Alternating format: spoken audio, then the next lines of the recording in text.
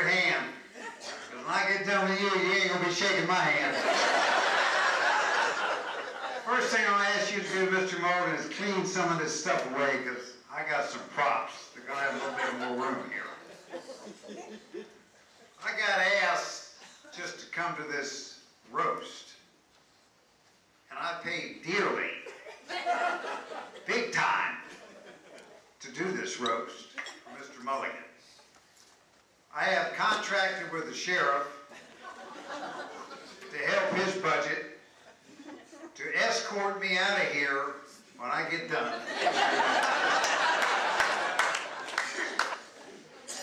It's an honor and a pleasure to be here.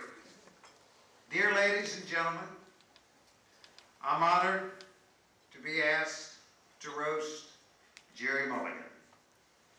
I want to ask all of you out there, how the hell are you going to roast Gerry Mulligan that runs the Citrus County Chronicle, and you know he's going to have your you-know-what on the front page tomorrow morning? But being on in the low-profile, non-controversial mining business, so what do I say to you tonight, Gerry? My nickname is Mr. Dynamite. And your new nickname is Mr. Printer. I want to tell you all a story about Gerry Mulligan, the printer, the Citrus County Chronicle, and his boss, who I'm sorry is not here, David Arthur. I believe it was back in the 80s when they were writing articles about the non-controversial mining operations on Hollinswood Ranch.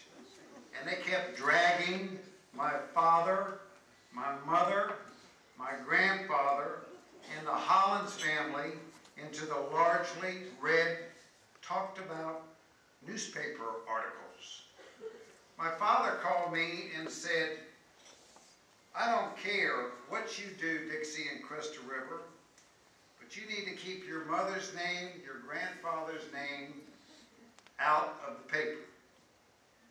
I remember calling up Mr. Printer and having a meeting with him in Mr. Arthur's.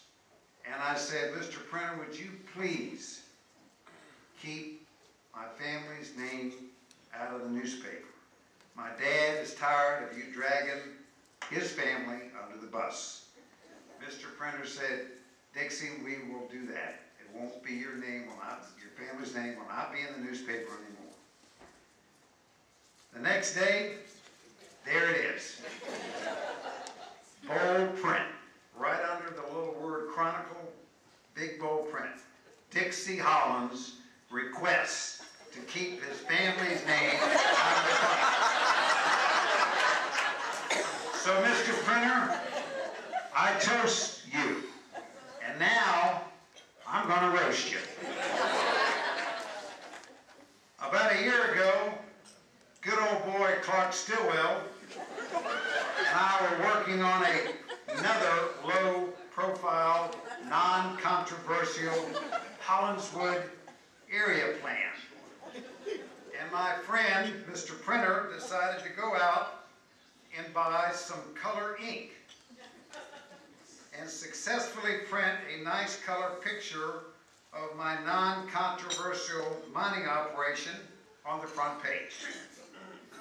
Then Mr. Printer sent a little message down to his competitive newspapers, the St. Pete Times and the Tampa Tribune.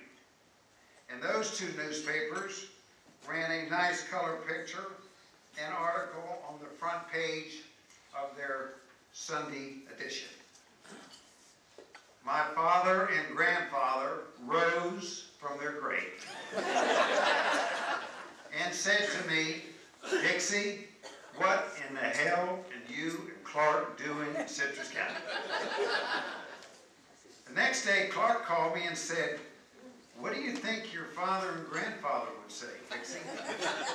I said, well, Clark, I spoke to him yesterday, and I'm terminated from Hollinswood Ranch. And And they're calling the governor tomorrow, and you'll be barred from practicing law. So, Mr. Printer, you are successful in getting our undivided attention. You once asked my good friend Stan Olson, is it rough in the diamond? And then you asked me the next day, is the diamond in the rough? So the sound off article, Mr. Printer, I thought I would give you a little bit of my sound off comments. My sound off comments of blasting, shaking, rock and roll. I thought while I was sounding off to you, Mr. Printer, that we could exchange employment. My family used to be in the printing business. I know a little bit about ink and a little bit about paper. So I'm going to go be Mr. Printer, the publisher of the Citrus County Chronicle. And you're going to be Mr. Dynamite of the Mulligan Muley mining operation. I know you don't have any experience or have never worked in a mining operation, so I want to give you a couple of tools. The first tool, most important tool, is the hard hat. This is to protect your head, so put it on.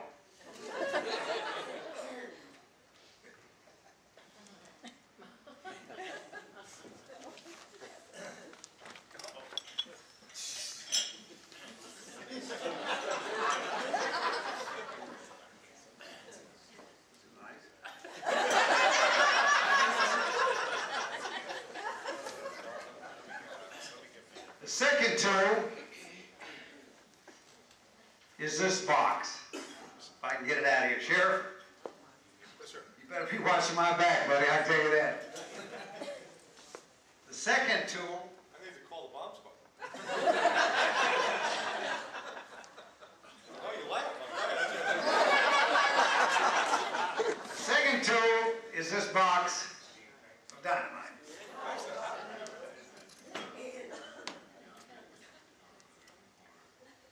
This tool is so you can shake everybody's house. The first thing you need to do is to call everybody on the pre-blasting call list. That would be the members of war and the surrounding neighborhood. You get to tell them what time you're going to start blasting, shaking, rocking, and rolling their house. Then you light the dynamite.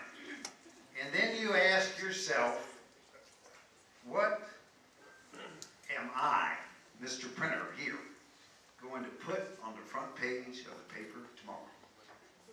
So I thought I'd show you my headlines. I'm going to ask my friend Chris down there to reveal the Mulligan Muley Mining Operation front page headlines.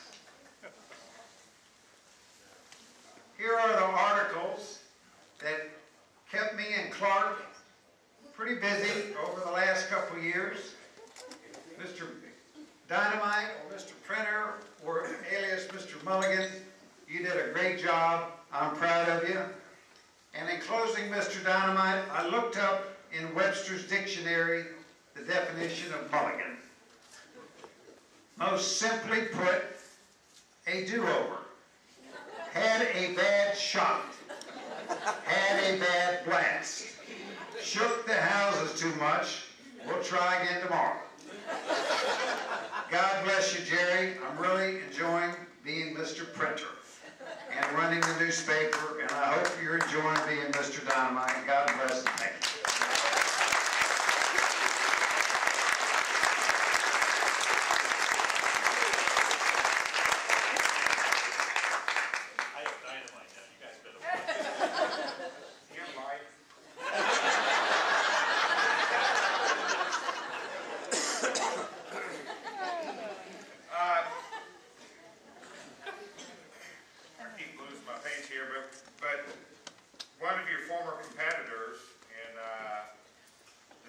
Times in the Chronicle kind of remind me of the Obama-Clinton race. The establishment candidate finally won in the end, and the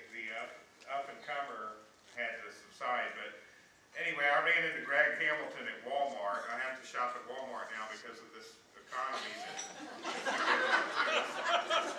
And I ran into Greg Hamilton, who's, there's no love lost between me and Greg Hamilton, right, Jim? I mean, but I just mentioned there was a roast here, and he said he'd like to say something. This is true. This is an email from him. And he says, I'm sorry I can't be there, but something came up. I just remembered I have a life. Actually, Gerry almost didn't make it here himself tonight. He was in Citrus Memorial having an emergency procedure. Seems he had to have his lips surgically removed from Jim Fowler's ass.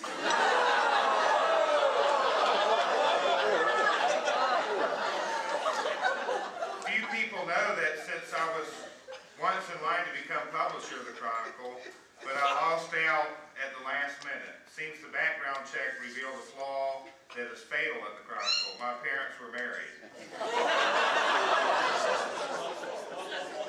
Over the years, Gerry and I have had our differences, and occasionally these found their way into print. One memorable column, after Gerry griped about something I wrote, I responded that being criticized by Gerry Mulligan was like being called ugly by an ape. Admittedly, that probably crossed the line a bit. So in the spirit of reconciliation and goodwill that we all feel tonight, I would like to extend my deepest apologies to any apes out there who I've offended.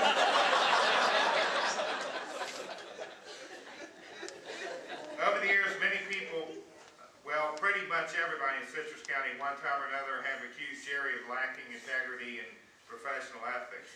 And that's just not true. As Gerry told his critics time and again, he cannot be bought. He can be rented, but he can't be bought. In closing, I wish to offer a tip of the hat to Gerry. It certainly has been fun competing with him, and all of us in the news business agree that Citrus County has been great to us over the years, providing stories that have been the envy of reporters everywhere. As we often said, you can't make this stuff up. Unless, of course, you work for Gerry.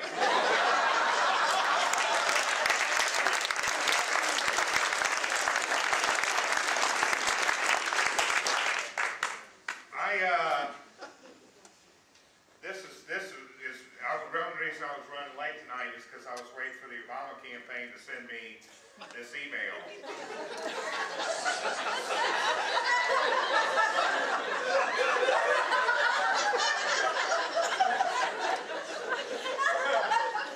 Dear Mr. Mulligan, as you know, mine is the message of hope. With that, I was pleased to hear from Josh Wooten when he asked me to send a letter in your honor. Josh has filled me in on all of your trials and tribulations. What a hope-filled story that a man born without a spine, dyslexic, a son of sibling parents, would grow up to be publisher of a newspaper, all while battling alcoholism. Your story even inspires me, sir. I wish you the very